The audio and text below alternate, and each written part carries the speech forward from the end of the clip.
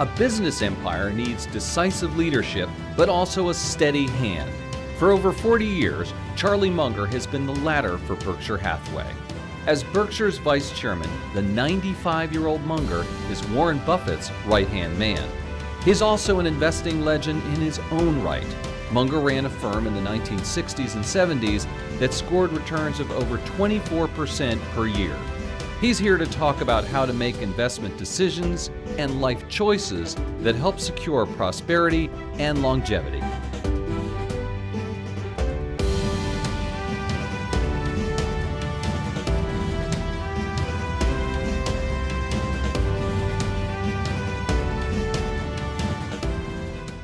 I'm Andy Serwer. Welcome to Influencers, and welcome to our guest, Vice Chairman of Berkshire Hathaway, Charlie Munger. Charlie, nice to see you. Delighted to be here. So you just had the annual meeting, and I have to ask you what your favorite moments of that were. What I like is that both the shareholders and the employees of Berkshire are so extremely enthusiastic. And it's not just that they've made a lot of money and have nice careers. They think they're on the right side. And, you know, they come there to hear you guys talk all day. And yes, like a cult. It's like a cult? Yeah. In a good way, though. In a good cult, yes, a good cult. Okay. I mean, in the stuff that they hear, some of it's new, some of it's old, and a lot of it is common sense. And you were talking a lot about all of it is common sense. Right. But of course, when people use the word common sense, what they mean is uncommon sense. Because the standard human condition is ignorance and stupidity. And so when they say old Joe has common sense, what they mean is he has uncommon sense. I guess it's a bit of a misnomer then. But it really is. So, yeah, why is it that people can't think clearly about investing or decisions in their lives? Well, they don't think very well about sex or gambling either. You know, the standard human condition is a lot of miscognition. And there are ways to make hay of that, or? Yes, you can take advantage of other people. You can improve your own life by eliminating your miscognitions. Let me shift gears a little bit, Charlie, and ask you about the U.S. economy. And what is your take on where things are right now? Well, obviously they're booming, but you know, the economy sometimes booms and sometimes it doesn't. And you have to live your life through both episodes. And our attitude is we just keep swimming, and sometimes the tide is with us and sometimes against. But we keep swimming either way. Are you surprised by how long this expansion has lasted? Of course, it's lasted a long time. But what was really remarkable is that we never printed money so much and spent it so fast and bought back so much debt, public and private. So this is total terra incognita in economics. And nobody knew for sure how it was going to work. So is it risky then? Of course it was risky, but it worked. And I don't think they had much else that would work. They weren't set up to do stimulus. Too much controversy, democratic inertias, the various guys. So they had to do something, and all they had left was just to print money and start buying things.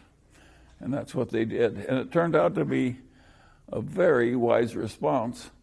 And what's even more remarkable is that both Congress and the presidency and under both parties made the same decision. They all cooperated. It was the last time. But where is that going to leave us, ultimately? Well, it left us licking the Great Recession, so maybe we ought to try cooperation again since it worked so well once.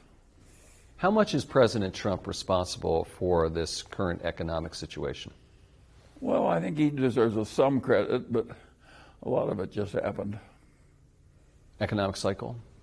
Yeah. And the decisions of his predecessors. What do you think about the president's campaign to lobby the Fed to lower rates or keep rates low? Well, I think presidents have always done this. If you're a politician in a democracy, of course you want people to print money and spend it. And Of course, it's not a good idea. The best example, probably in the whole world, is Singapore, which has zero debt and never prints money and spends it, and is one of the most successful places on earth. I wish we were like that, but there's only one Singapore. Well, some people now say that federal debt is not a problem at all. Well, if you believe that, you believe in the tooth fairy, because then we don't have to have any more taxes ever. We'll just print money and live happily ever after. It obviously won't work. So there comes a point when printing money is counterproductive. Are we at that point? Are you concerned? No, I don't think we are at that point. But nobody knew where the point was going to come. And we don't know now. None of these people who are so pompously sure of things, because we all want reassurance, and so they provide it. But nobody really knows how much of this is too much. And do you have any thoughts on Jay Powell and the job that he's done? Well, I think a lot of him. I think he's as good a choice as we could have made. One consequence of this expansion, or actually it precedes that, it's just something that's occurred in our economy over the past 50 years really, has been wealth and income inequality. Yeah. One, do you see it as a problem? Two, if so, how do we address it? Well, it's a problem if enough politicians are screaming about it. That makes it a problem. If it weren't for that, this one will go away by itself. It happened by accident. We were in desperate trouble. We were on the eve of a great recession that could have been a Great Depression, and then followed by the rise of people like Adolf Hitler and so on and so on. So we faced a real catastrophe. The only weapon they had with this huge was to print money and spend it. And they did it. Well, of course, and they drove interest rates down to zero, or real interest rates. Well, of course, that lifted asset values for the people who were already rich. Nobody was trying to make the rich richer. It just was an accidental byproduct of a correct governmental decision made on a bipartisan basis.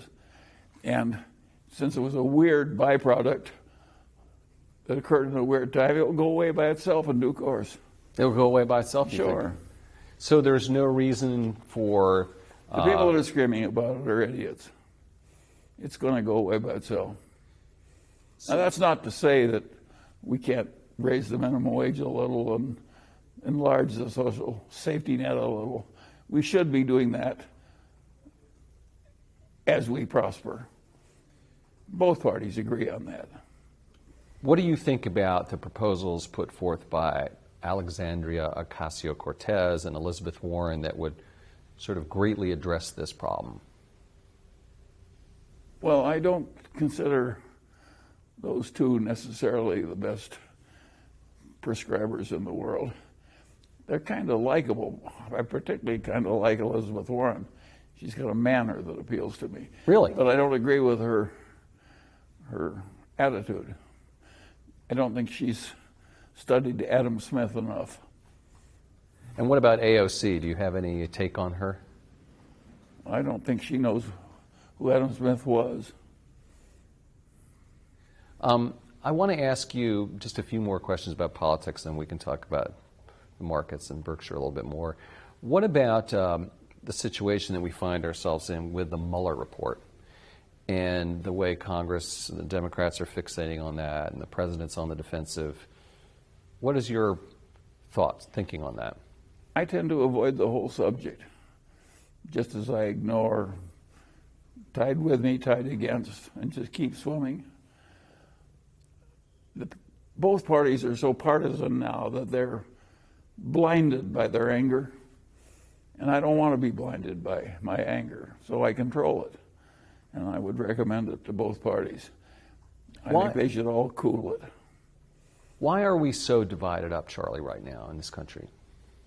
Well, anger, when you pound on one another, feeds on itself. That's one of the great difficulties with it. It's irrational and it feeds on itself. So I liked the world when it was Dwight Eisenhower against Adlai Stevenson, and more civility, and Ronald Reagan and Tip O'Neill got along, and a lot of it was done. My war was a bipartisan war. And in the aftermath, foreign policy of the United States was a bipartisan policy. I like that world better. I hate this extreme hatred on both sides. Will we ever get back to those days or get to new days where we don't have the hatred? Probably. If you live long enough, a lot of good things happen and a lot of bad things happen. Fair enough. It's my understanding, Charlie, that you were instrumental in helping Warren get away from focusing on the cigar butt form of investing and looked more towards companies that I guess you could call them branded companies. Better businesses. Better businesses, right? Yes. How did you help him make that decision? Well, it was perfectly obvious, and he'd made so much money in the other technique that it was hard for him to leave something that had worked so well. But it was not going to scale. So when he started looking for investment values in great businesses that were temporarily under pressure, it changed everything for the better. Now we could scale up to the big time. Are Apple and Amazon technology companies, or are they brand companies? Both. Someone told me they asked Warren if he could buy one brand, this was about 40 years ago, what that company, what that brand would be, and he said Gillette, which makes sense. What would that company be today? Coca-Cola. Still? If you take the amount of Coca-Cola drunk in the world in the main flavor, it's one hell of a brand. Now, it's such a different product from this stuff on the internet. I don't have the same. My judgment would not be as good on the internet as it is on Coca-Cola. I want to get back to Apple. Tim Cook was at the meeting yesterday. He was indeed. Did you get a chance to speak with him? I did. Can you tell us what you guys talked about? Nothing. We exchanged pleasantries. But he's a wonderful guy, and of course it's a huge record that he's building. Let me ask you a little bit about Kraft Heinz and that situation. During the meeting yesterday, we found out that the chief marketing officer was leaving the company. Did you know that, and what does that mean for the company? I knew nothing about it in advance. What happened there was very easy. The truth of the matter is that Heinz ketchup is a stronger brand than Kraft cheese, and they paid more for it. So one acquisition worked brilliantly and the other worked poorly.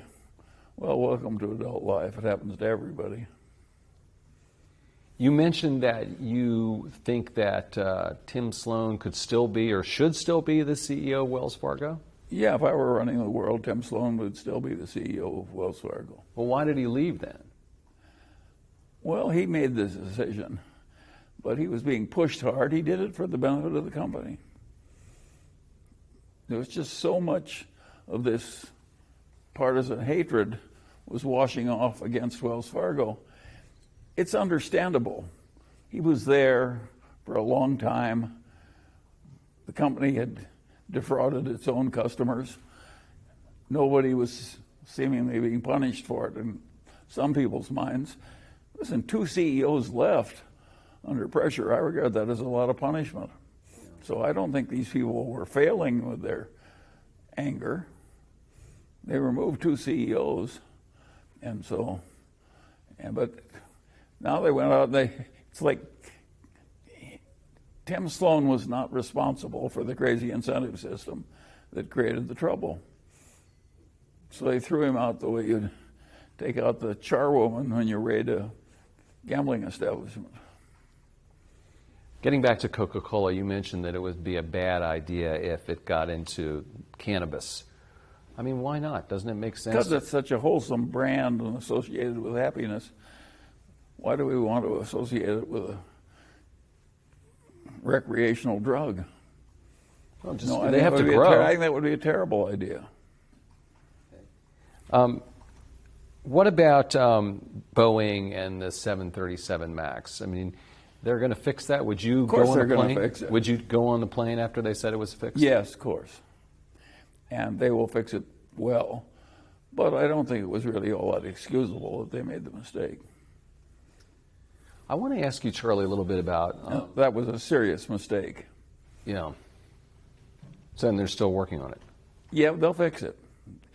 Boeing probably has the best safety record in the world if you take 60 years. And this was a very unusual lapse. There may not be another one for 60 years. Is that lapse symptomatic, though, or indicative of us developing software that's too powerful and we don't understand the consequences of it? No, I don't think the problem was that. I think it was just an absolute lapse of being a big bureaucracy. You also mentioned at the meeting yesterday doing billion-dollar deals overnight with very short contracts. Yeah, we've always done that. Has that ever blown up on you? I can't think of a single example in my whole life where keeping it simple has worked against us.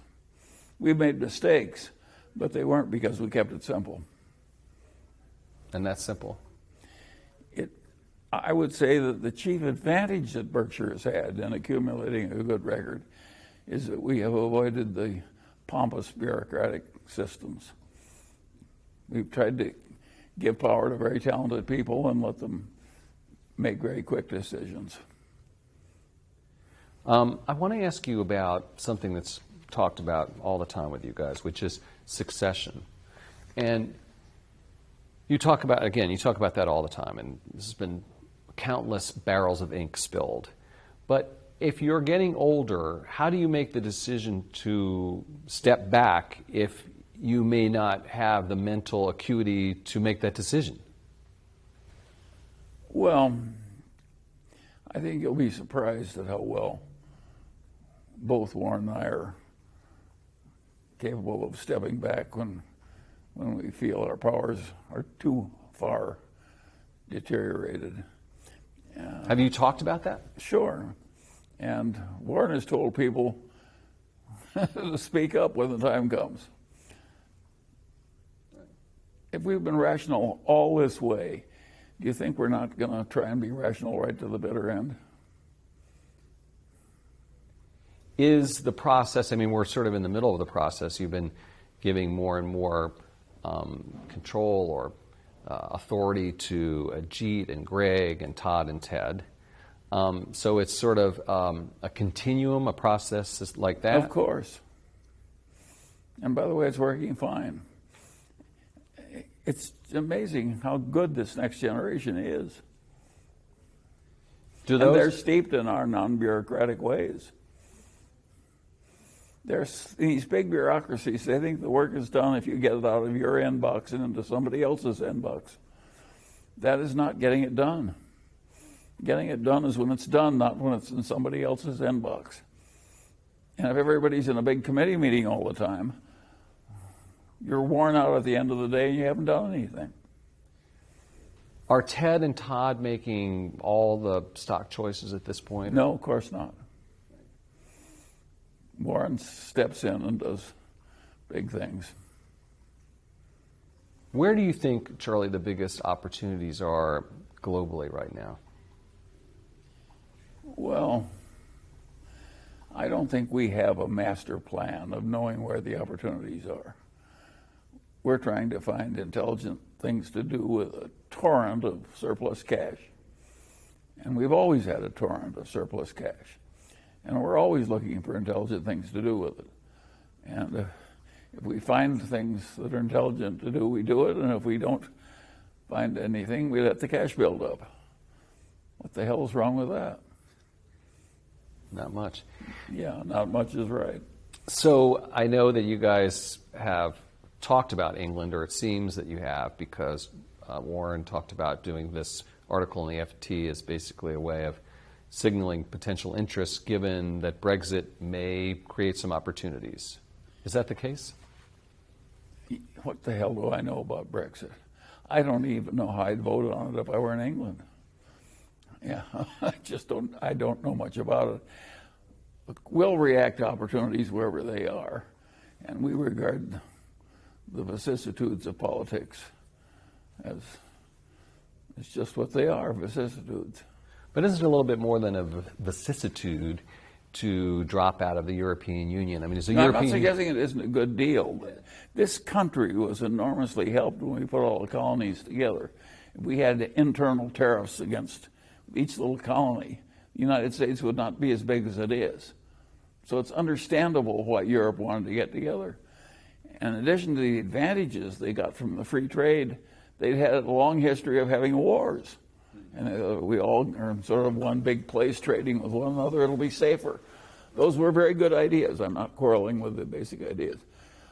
On the other hand, if you have unlimited immigration from one country to another, that causes lots of strains. Look at Germany. Merkel brought in more immigration than her people she wanted. She was leading a parade and she looked back and nobody was following. So these very few people want unlimited immigration of a different culture. We made it work in America, but we had a vacant continent to work on. It was easy. Vacant and rich, oil, minerals, wonderful soil. Should we still be letting immigrants into this country? I think we should have way more control of our borders than we do. Isn't that Donald different? Trump is right on that, and I think the Democrats are committing suicide by being so. They hate him so much that they're against him even when he's right. It seems like the borders is conflated with immigration policy sometimes, though, right? I mean, in other Well, words, of course they are. Yeah. But I think we ought to have some control over immigration, some effective control. I think the bulk of the people want to be very nice to the people that are already here, including all the people from Latin America, but they want more control over the inflows. Are you concerned about this rise of somewhat nationalistic leadership around the world, like in Turkey, in Brazil, in China, in the United States, arguably? Well, take Brazil. Who in the hell would like Brazil? It's a great climate and a great country, but they're screwing it up to a fairly well. You mean the new leader or just what's happened previously? What's happened generally. Yeah. Okay. So does that require a strong man to take over, though? Well, I don't think I've got deep knowledge on exactly what works well in the internal politics of every other country. Who would have guessed that the Chinese communists would improve their big country as much as they have in the last 30 years? That surprised you? Well, they didn't. The first 20 years, they had the Cultural Revolution. It was crazy. And now they have one of the greatest success records in the history of mankind. I don't know about you, but I did not predict it. I didn't. But what is the secret to China's success then? They copied Singapore. Which and is? Remember, the communist leader said, I don't care if the cat is black or white, I care whether it catches mice. And they copied a very wonderful, famous Chinese man in Singapore, and lo and behold, they found the right Chinese leadership outside of China, which amuses me. Now, he was Chinese. But look at the way it worked. In the whole history of the world, no nation that big has ever advanced that fast. And they did it by having a bunch of poor people save half their income. They did not use the wealth of the rich world to get ahead. They used the savings of poor people. I am a huge admirer of what the Chinese have accomplished. And if you ask me who is the one man who did the most for China, it was Lee Kuan Yew of Singapore. They copied him. Are you still sanguine about the future for China right now? There's a lot of concerns about slowing growth and leverage in the system. I'm quite optimistic. They've been succeeding for a long time. Sure, they have ups and downs, and they make mistakes as well as good decisions. But if you average them out, the Chinese are getting ahead. They're not moving backward. What do you think the economic relationship between China and the United States looks like, say, 2 years from now? Well, if both sides have any sense, they will be better and better friends and adjust all differences. It is stark raving madness on either side not to make a friend of the other really powerful nation on earth. I want to ask you a little bit about some Silicon Valley stuff. I mean, you said yesterday you were ashamed of missing on Google. Yeah, I am. We could see, if we looked carefully at our own companies, that their advertising was working way better than other advertising. Just we weren't paying enough attention. So is it too late? I don't know. I don't know everything, you know. Well, we'll leave that aside. But, you know, you look at these tech investments. So there's Apple, now Amazon. Did you know about the Amazon purchase? Were you involved in that decision? No, of course not. I've never owned a share of Amazon. I'm a huge admirer of Bezos. I think he's been sort of like Lee Kuan Yew. He's a leader that's all by himself. He's been just a perfectly amazing human leader. But it's always been too complicated and uncertain for my particular temperament. It's interesting. And I find other things to do that'll work fine. Someone was telling me the other day that they thought that you could actually sort of think of Apple and Amazon not as technology companies so much, but as big branded growth businesses, which would be something that would be appealing to you. Well, I think they're both right. brands and technologies, and it's hard to separate the effect of one from the other. Okay. And as far as what's going on in Silicon Valley right now with IPOs, unicorns going public and not having any profitability or any prospect of profitability in the near term, what do you think of that situation? Well, there are a whole lot of things I don't think about. And one of them is companies that are losing $2 or $3 billion a year and going public. It's not my scene. Have you looked, so you're not interested in Uber or companies like that necessarily? Well, I have to be interested when they're that important and sweep the world and change practice. But I don't have to invest in everything I'm interested in.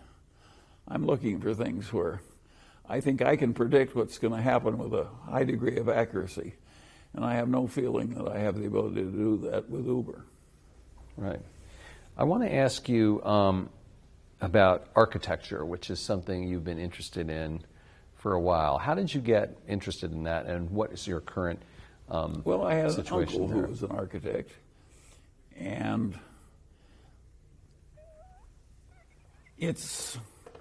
I've always thought it was the queen of the arts. In other words, I think architecture does more good than painting or sculpture. So I think architecture is hugely important, very interesting, and does such enormous good when it's done right. So I'm a big admirer of the potentiality of the profession. But I think a lot of people go into architecture because they're sort of frustrated sculptors, and they don't think with enough common sense or uncommon sense about what the hell they're doing. What are some projects that you've been involved with, though? Oh, I've built houses, I've built office buildings, I've built apartment houses. I've helped charities and educational institutions build things. I've built science centers. I do a lot of it. I like it.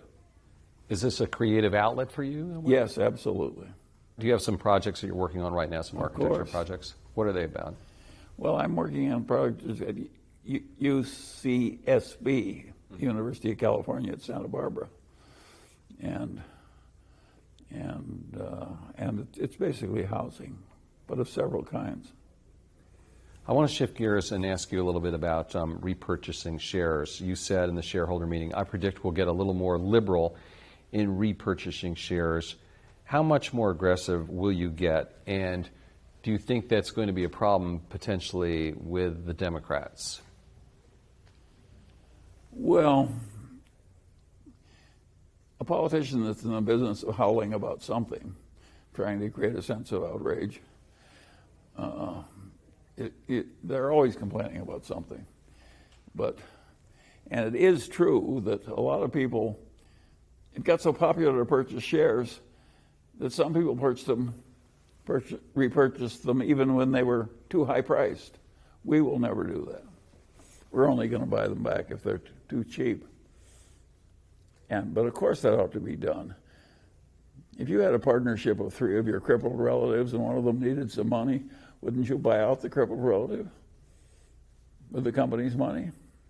It's just simple morality.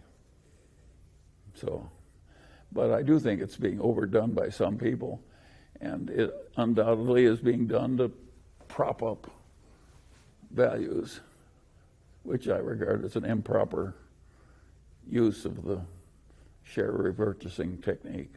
Should there be laws about that? No. There are laws, but we shouldn't be telling people what the right price is. Right.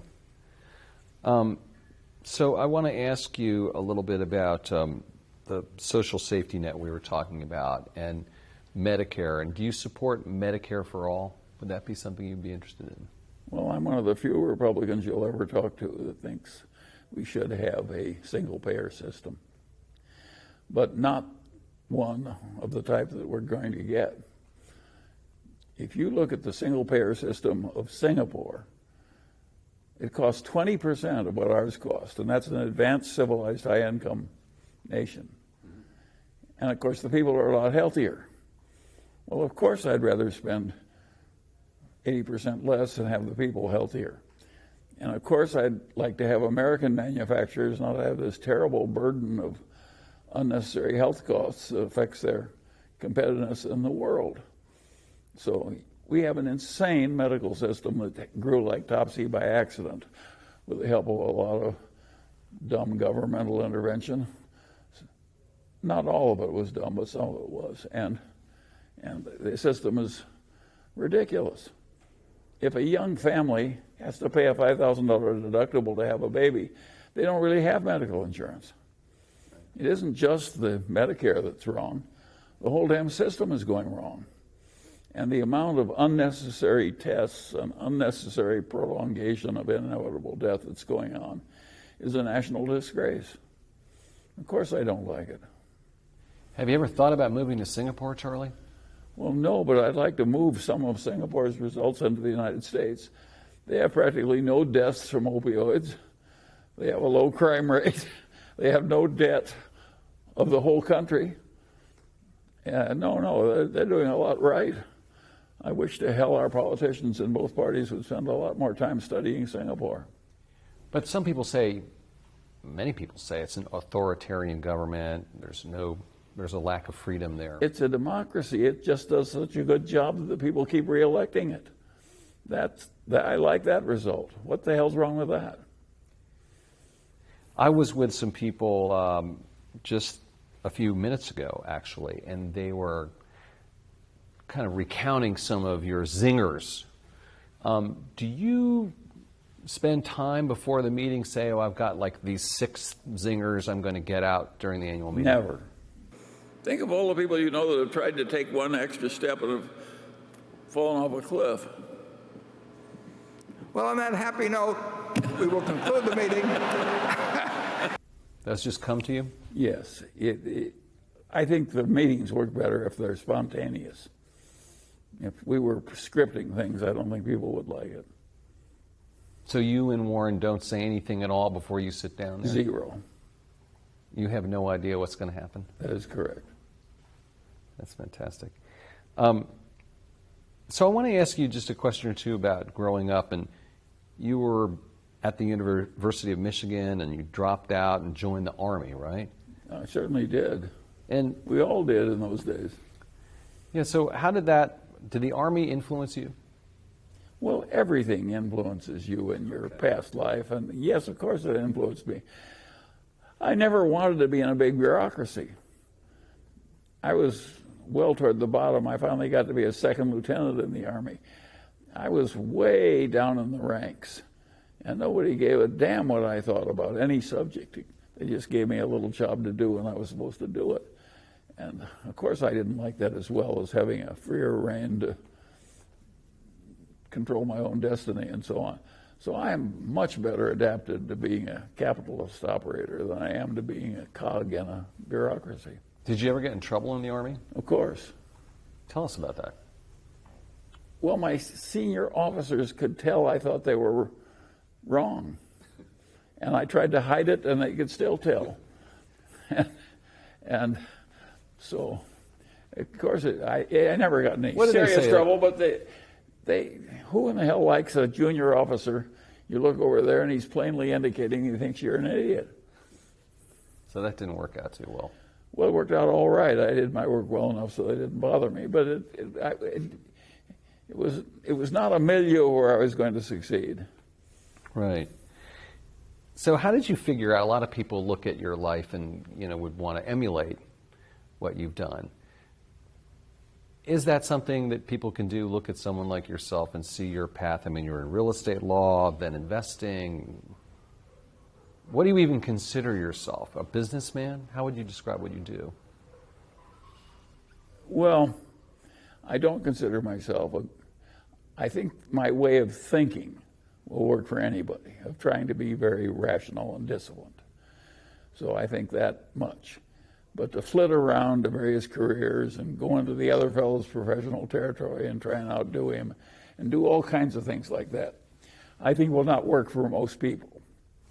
And so I always I'm always being visited by young men who say, I'm practicing law and I don't like it. I'd rather be a billionaire. How can I do it? And I tell them, well, I'll tell you a story. A young man goes to see Mozart. And he says, Mozart, I want to start composing symphonies. And Mozart said, how old are you? And the guy says, 22. And he says, you're too young to do symphonies. And the guy says, yes, but you were 10 years old when you were composing symphonies. And Mozart says, yes, but I wasn't running around asking other people how to do it. Right. So I think this flitting around business is something not everybody should try. Yeah, I think if I tried it again, it might not have worked as well. You said just figure out how I may to have do been something quite and do lucky. it. Why were you were lucky? Yeah, I think I had some luck, yes. Well, but I think there's more to it than that. I mean, where were you looking? Yes, the combination of luck and skill. That's what all good records are. Right. So let me just ask you a few more questions. And do you eat all that peanut brittle up there, right? Yeah. Is that your one peanut brittle day, or do you eat peanut brittle? Really? Yeah, it is. So the other 364 days you don't eat much of it. They put it there. I think Warren is so businesslike. He likes promoting peanut brittle at the annual meeting. Well, don't the other Berkshire brands get jealous and say, why don't you put like a railroad train up there or something like that? We got a whole exhibit hall full of other brands promoting one another at the Berkshire meeting. You cannot claim that we're under-promoting. I would never claim that. But the Coke people and the Seas people get special placement up there, don't Yes, they do, but those are two Seas was our first great brand, and Coke is one of the it's the great soft drink brand of the world. So they're entitled to have a special place. Do other companies ask to get put up there, though? Well, they all push themselves forward as much as we'll let them. Is that a yes? Yes, of course they want to be pushed up. And finally, Charlie, I want to ask you a little bit about philanthropy. And, it seems like Warren's been sort of a little bit more upfront about that with Bill Gates and the Giving Pledge. And I know you're philanthropic as well. What is your thinking on that? How upfront? Well, I wouldn't sign the Giving Pledge because I've already transferred so much to my children that I've already violated it. So I think I'm seeking false credit if I join them and say I'm a big philanthropist that's going to give more than half of my wealth to charity. I've already given more than half of it to my children. So I can't join them. It's like coming back from the dead. I can't do it. But doesn't that make Warren mad? I mean, no, come on, Charlie, he's just shut not mad. something. When is Warren mad about somebody else's? Warren thinks that each Berkshire Hathaway is entitled to do with his own money what he damn pleases. So let me just follow up on that, what you did then. What was your thinking in terms of giving away money like that, though? Well, it's simple as itself. I had a wonderful wife. Most wives worry that the husband, if he survives, will get involved with some nurse or something in his dotage, and that the money will go away from the children. And I knew that my dead wife would have preferred to have the money go to the children, so I arranged that she got her wish. Right. So any thoughts on how the meeting is going to be different next year? I mean, when do you start talking about that, or do you even talk about the annual meeting? We never talk about it. We just do what works as long as it works, and when it stops working or it indicates it's going to stop working, we'll stop. Did Apple say they want to have some exhibit in the convention center this year? I had no discussion with them. I don't have any idea what they're doing. And do you see a time when Ajit and Greg and Ted and Todd will come up there with you at some point? I don't know how it will morph. I don't think that what worked in one era has to be duplicated in another. I don't think what we're doing would work for many people. I think it was an historical accident. We didn't do it on purpose. We just sort of drifted into it. When it worked, we fanned the flames. But we didn't create it with any forethought. And I think some later generation will have some different system. I think there's more wiseassery in our meeting than would be appropriate forever. And I'm the principal wise-ass. Yeah, you are. Charlie Munger, Vice Chairman of Berkshire Hathaway. Wise-ass. Wise-ass. Right. Thanks very much for joining us. I'm Andy Serwer. You've been watching Influencers. We'll see you next time.